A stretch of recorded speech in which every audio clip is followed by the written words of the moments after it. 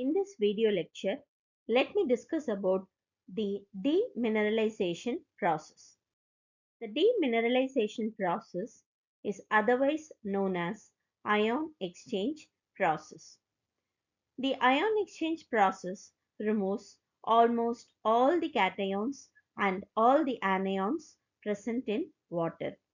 This is carried out by ion exchange resins, which is nothing but a long chain organic polymer with microporous structure. This organic polymer contains functional group which is responsible for the ion exchange process. The ion exchange resin is classified into two types, namely cation exchange resin and anion exchange resin. The cation exchange resin is represented as RH2. It contains acidic functional groups and it is capable of exchanging all the cations. Anion exchange resin is represented as R-OH twice and it contains basic functional group which will exchange all the anions. This is the diagram for the ion exchange process. First, the raw water is passed into the cation exchange resin. In this cation exchange resin, all the cations are retained and the resultant water contains cation-free water. This is fed into the anion exchange resin where it will retain all the anions and the resultant water contains only H plus and OH minus ions, which is nothing but a demineralized water. If the process is run for almost 3 to 4 hours, all the resin will be containing only the cations and the anions instead of H plus and OH minus ions. Now it's a time for the regeneration of the resins.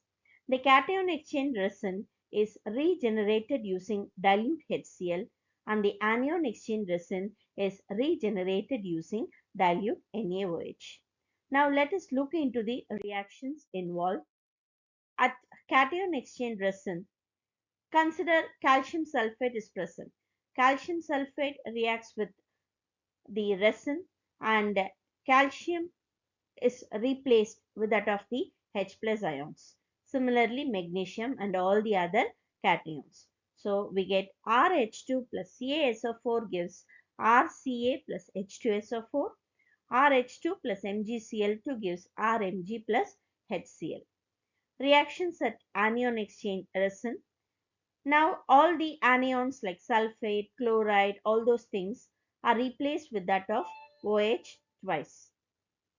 R-OH twice plus H2SO4 gives R-SO4 plus H2O. R-OH twice plus HCl gives R-Cl2 plus H2O. Regeneration reaction. RCa with HCl forms RH2 and CaCl2. R-Cl2 plus NaOH gives R-OH twice plus NaCl.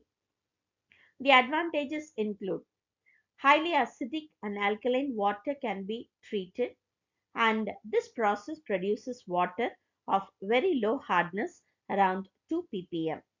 The disadvantages include it's an expensive method and it cannot treat water containing iron and manganese and turbidity.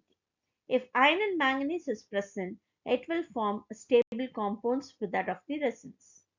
And if turbidity is present, that will block the micropores. Thank you for watching this video lecture.